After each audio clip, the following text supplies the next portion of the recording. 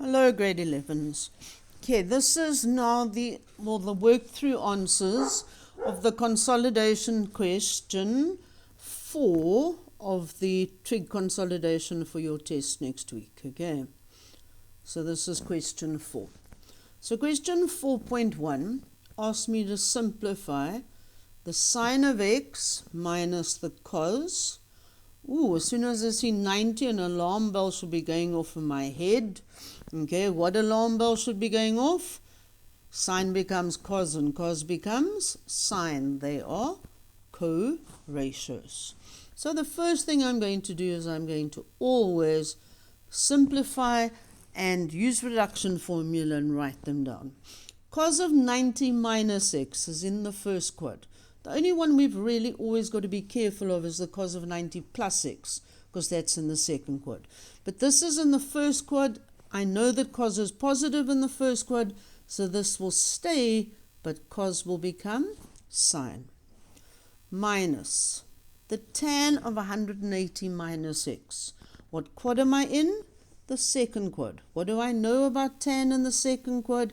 It is negative tan of x. And please write that down. Don't just go straight into plus, because at the end of the matric year, they like to see that you know what you're doing. Okay, so here the sine minus the sine will cancel, and I'm left with a minus times a minus, which is equal to tan x. So don't leave out that step. In trigonometry, it's incredibly important that you show them every single step that you're doing. Okay, exercise number 4.2. They give me the tan of 315 degrees times the cos of 210 degrees times the tan of 150 degrees all over the sine of 150 degrees times the cos of 180 degrees. And as I'm looking at these, I can see they're not acute angles, so I'm going to use reduction formula. All right, in reduction formula, remember what quad, what sine, what is my acute angle. So, and if you need to, you just do it, and every single time you go, all students take care. Okay, and that is theta or x. This is 180 minus theta. This is 180 plus theta, and this is 360 minus theta. So if I look at tan of 315 is in the fourth quad, i.e. it is negative. Okay, and 360 minus what will give me 315? Well, I just cheat and say 360 minus 315 on my calculator, and it gives me 45 degrees. And I'm going to put that in a bracket because I know that it's times. Cos of 210, I'm in the third quad. Okay, if I take 210 and I minus 180 from it, I will get 30, or 180 plus 30 gives me 210.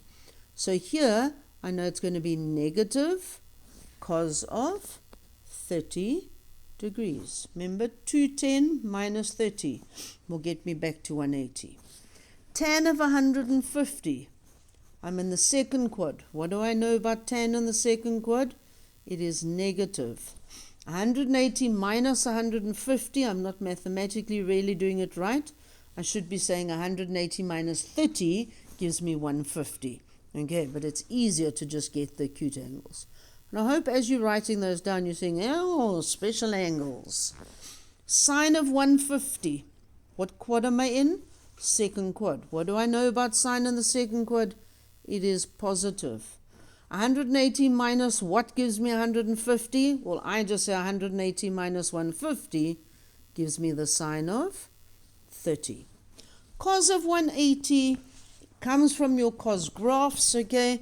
But you can just cheat. You can go cos of 180 on your calculator if you don't know it, and it will give you negative 1. All right, now, as soon as we have special angles, we're going to use our calculators, even though they say without using a calculator. So we can't do it all in one. So we go tan of 45 is 1. So I'm going to have negative 1. Right, cos of 30. Cos of 30 on my calculator gives me negative root 3 over 2. minus the tan of 30. So if I go tan of 30 on my calculator, it gives me negative root 3 over 3.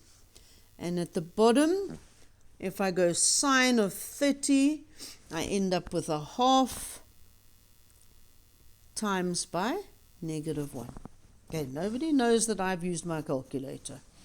Right, now I can start cancelling. Negative 1 will cancel with negative 1. Okay, that's all I can cancel. So I'm going to go to the top. A negative times a negative is going to give me a positive. Root 3 times root 3 is going to give me 3. 2 times 3 is going to give me 6. So I've got 3 over 6 divided by a half.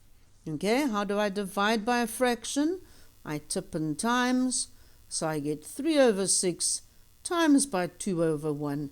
And if you do that in any way, you will get the answer of 1. All right. Question 4.3. Okay, 4.3 is an identity.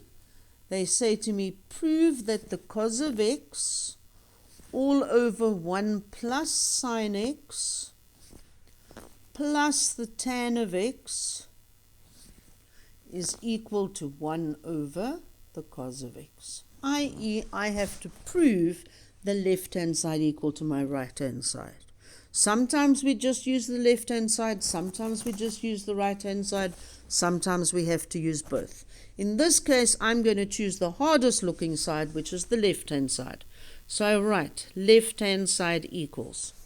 Now, as soon as I look at this, I see tan. And tan, I know off by heart, can be rewritten as sine over cos. So I'm going to change it straight away to sine over cos x.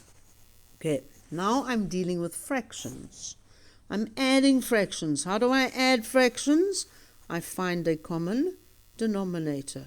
So 1 plus sine x must be there and cos x must be there. All right, now I'm going to rewrite each fraction over the common denominator. So 1 plus sine x became the denominator by multiplying it by cos x. So on top I'm going to have my original cos x times by cos x plus. Cos x goes into my denominator and I'm left with 1 plus sine x. Right, get rid of my brackets on top. So I've got cos squared x plus sine x plus sine squared x all over 1 plus sine x times the cos of x. Right, now where am I going to go? Well, there's another identity that I should know off by heart. That cos squared plus sine squared is going to give me 1. So I'm going to get 1 plus sine x all over 1 plus sine x times by the cos of x. This I could put in a bracket if I wanted to. Those are going to cancel and I'm left with 1 over cos x, and then I write there which is equal to the right-hand side. The layout of these is very important, please. You work with left-hand side and then you make it equal to the right-hand side. Okay. All right. Okay, so that is question 4 done. The next video will deal with question 5.